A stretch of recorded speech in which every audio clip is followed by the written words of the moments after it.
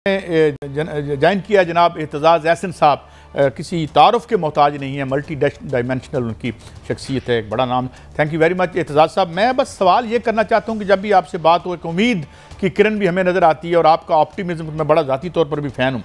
आप जो मौजूदा मारूज़ है सियासत का और जो हालात हैं आप देखते हैं वही ऑप्टिमिज़्म नज़र आता है और आप समझते हैं कि सुप्रीम कोर्ट के हवाले से जो आपके थे यानी कि इस तरीके ये अपहोल्डिंग डेमोक्रेसी और जो रूल ऑफ लॉ है, इस हवाले से आर यू स्टिल ऑप्टिमिस्ट के चलें? दिल्ली दूरस्त मगर दिल्ली जो है वो अनका नहीं हुई। जनाब एतजाज़ साहब।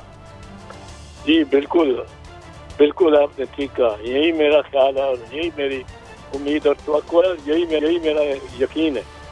और यकीन इसलिए है कि मैं आपको कहूँ तो ये मुझे इल्म है और लोगों को भी इल्म है कि कितना प्रेशर उमर अता बंदयाल पे डाला जा रहा है और वो खड़ा है, डट के खड़ा है आइन के साथ।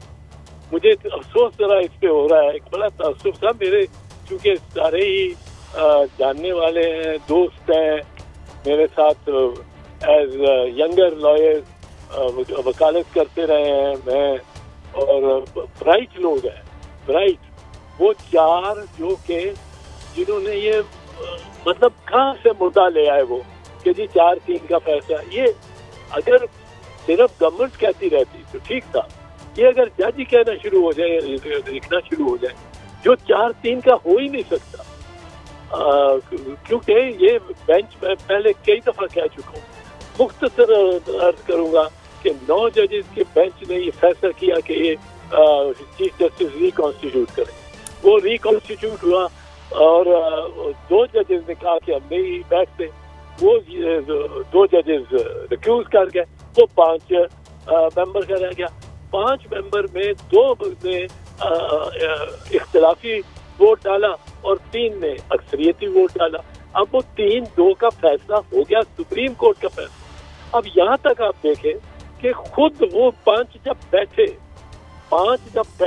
3 दिन बहस के बाद 5 ही बैठे थ्रू आउट दी बहस, तो उन्होंने 5 ने जो लिखा फैसला, कॉमन फैसला जो अदालत में सुनाया चीफ जस्टिस उमर अता बंदयाल ने, वो ये था, उसका पहला जुमला ये था कि by a majority of 3 against 2 we are giving this. अब मेजॉरिटी ऑफ 3 against 2 जब वो 2 बैठे हुए हैं, 2 उस पर कोई एतराज नहीं करते, वो यानी 5 जजेस का फैसला हो गया। अब 5 जजेस ने फैसला दे दिया, सुप्रीम कोर्ट का फैसला। उसके बाद अगर कोई लिखता है, अगर उसके बाद कोई लिखता है कि मेरी व्यू ये है और हम 4 हैं और हम चारों का व्यू ये है।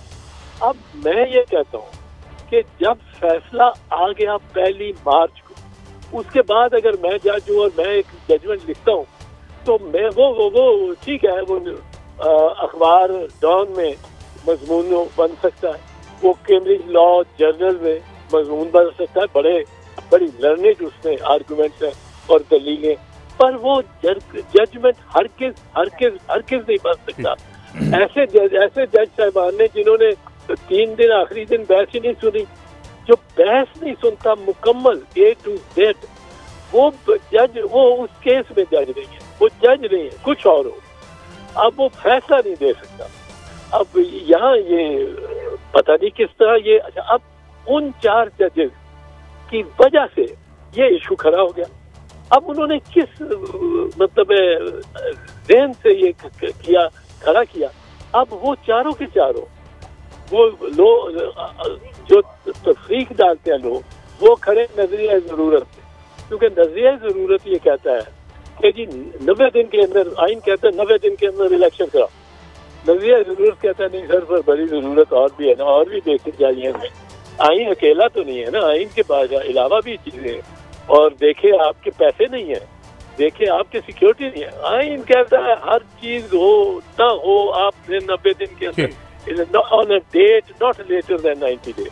बड़ा नेगेटिव इम्पेरेटिव। अच्छा जी एतजाज़ साहब, माफ़ी चाहता हूँ क्योंकि मैं बहुत चीज़ों पे भी भट्टी साहब ने भी आना है। ऑडियो कमीशन पे हवाले से मैंने आपको कल कोर्ट भी किया, आपने बड़ी सराहत से बताया था कि ऑडियो कैसे एडमिसिबल हो सकता है। तो एक तो ऑडियो कमीशन की क्या कानूनी हैसियत आपकी नज़र में है, और ऑडियोज़ का जो क्या ये बड़ा एक एडमिसिबल एविडेंस है और उस पर एक जो कोर्ट बनी है, इस हवाले से क्या कहेंगे? देखिए, ऑडियो अगर कानून के मुताबिक लिया जाए, जिसके लिए आपको अदालत की परमिशन चाहिए और टेररिज्म और इस किस्म के मामला पे हो सकती है, जिस शख्स के बारे में आप ठोस सबूत मुहैया करें अदालत को बिफोर ट्रायल में, तो फिर सबूत देने ही पड़ेंगे।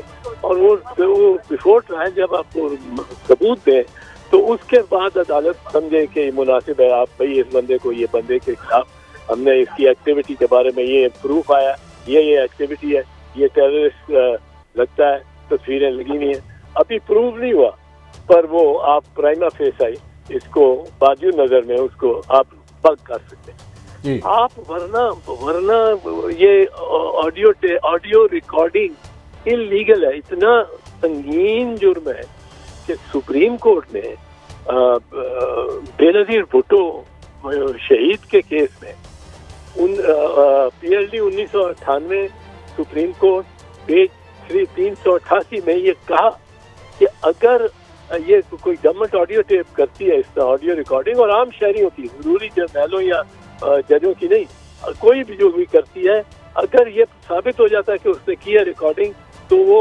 हुकूमत भी बर्खास्त होनी चाहिए और असेंबली भी को भी जवाब है सारी असेंबली को डिसॉल्व करने का। अब ये एक कानून मोहतरमा बीबी के लिए और एक कानून शहबाज शरीफ के लिए फर्क तो नहीं हो सकता। यहाँ गवर्नमेंट ने एडमिट किया है, गवर्नमेंट पेश कर रही है, खुद पेश कर रही है ऑडियो रिकॉर्डिंग, और ऑडियो रिकॉर्डिंग करा के और अब वो पेश कर रही है। अब उसकी तरफ से ये तो इकबाल जुर्म हो गया ना कि जी हमने रिकॉर्डिंग की, यही काफी है कि काजी फैजी साहब को पहले तो यही लेना चाहिए। मैं दूसरी बात में आपसे अर्ज करना चाहता हूँ, मुझे बड़ा ताज्जुब हुआ है कि काजी साहब इस पे सरबराही में इस कमीशन के बैठ गए हैं विदाउट, और गवर्नमेंट ने ये कमीशन बनाई है without reference to the chief justice. अच्छा, without reference to the chief justice. अब without reference to the chief justice इससे मुराद है कि जो इंडिपेंडेंस ऑफ द जुडिशरी का कॉन्सेप्ट है, जिसके काजी साहब बड़े दाई हैं और जो इसमें सुप्रीम कोर्ट की अब कम से कम 20 बड़ी जजमेंट्स आ चुकी है, वो मतलब है उनके खिलाफ है और ये संगीन किस्म का जुर्म है। अब इसमें तो वो उसमें जो है अब ये ठीक है, ठीक है। अब इसमें अब ये काजी साहब को तो केस इसमें आना ही नहीं चाहिए था। ये तो केस अगर आ गए तो उनको पहले ही should put the government on the mat कि आपने किस तरह ऑडियो रिकॉर्डिंग की है। अच्छा, मैं इजाजत चाहूंगा, भट्टी साहब बड़ी बेताबी से आज चूंकि दूर बैठे हैं। एतजाज साहब, मैं थोड़ा सा अगर आप इजाजत दें तो सवाल करना चाहूंगा। जी जी जी। देखिए एतजाज साहब, सारी दुनिया कहती है कि किसी की ऑडियो वीडियो चोरी बनाना जुर्म है, जुर्म, क्राइम है, क्राइम। हैरत है कि हुकूमत के हुक्म पर बगैर चीफ जस्टिस ऑफ पाकिस्तान की मुशावरत के बगैर सुप्रीम कोर्ट के ऑनरेबल जज साहब उसको सुन भी रहे हैं, लोगों को नोटिस भी कर रहे हैं। क्या उन जज साहब को पता नहीं कि ये ऑडियो वीडियो चोरी रिकॉर्ड करना, चोरी की मोटरसाइकिल बिक नहीं सकती, खरीदने वाला भी पकड़ हो सकता है, तो ये कमीशन कैसे कार्रवाई कर सकता है? ये तलब भी करना लोगों को, क्या ये आईनी होगा उन लोगों को तलब करना? और इनका कोई भी हतमी रिपोर्ट का कानूनी हैसियत क्या होगी? कोई कानूनी हैसियत तो इस कमीशन की नहीं रह बाकी रहती।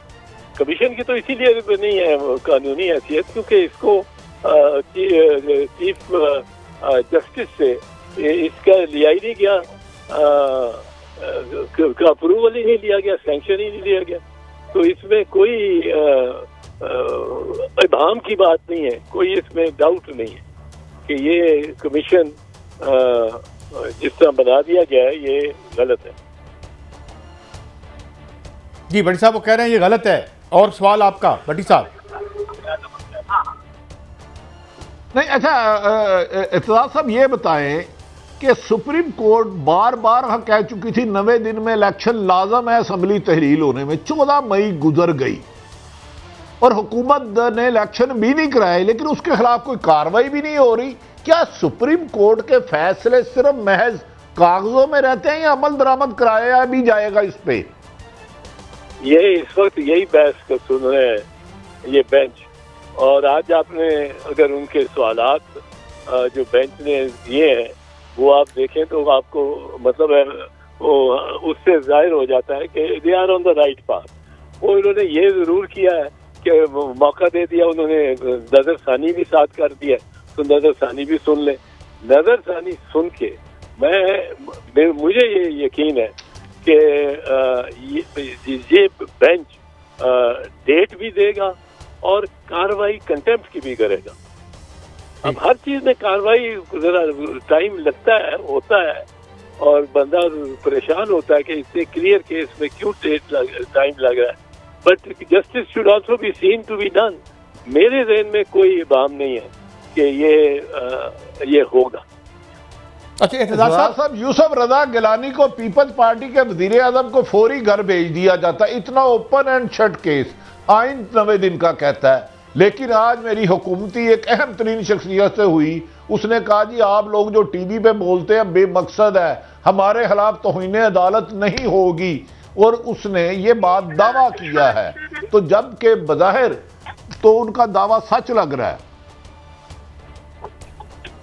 मुझे जरा फिर फरमाइए क्या भट्टी साहब, उन पर आवाज सही नहीं पहुंची, मैं दोहरा दूं या आप सवाल दोहराएंगे? एक आज हुकूमती अहम शख्सियत से बात हुई तो उन्होंने कहा आप लोग टीवी पे शोर मचाते रहते हैं आइन कानून की, अब मैं आपको कह रहा हूं हमारे खिलाफ तौहीन अदालत का फैसला नहीं आएगा। तो क्या वो किस बेस पे ये कह रहे हैं जबकि आइन कुछ और कहता है? अदालत का फैसला मेरी राय में तो आ जाएगा, इससे कोई मफर नहीं है। और ये 3 जजेस का यही बेंच देगा। चलो साहब, आखिरी सवाल फिर काजी साहब के बाद आप कीजिएगा। सिर्फ ये बता दें आपके ख्याल में महीना, 2 महीने, 6 महीने कब तक मुतवक्को है फैसला सुप्रीम कोर्ट के हुक्म जो नहीं माना गया उस पर?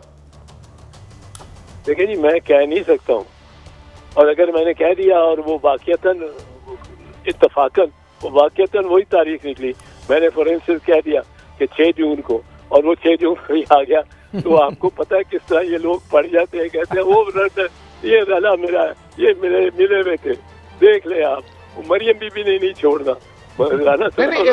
साहब हर चीज में डेट नहीं कह रहा, मैं कह रहा हूँ महीना, 2 महीने, 6 महीने, मैं उसकी गुजारिश कर रहा हूँ।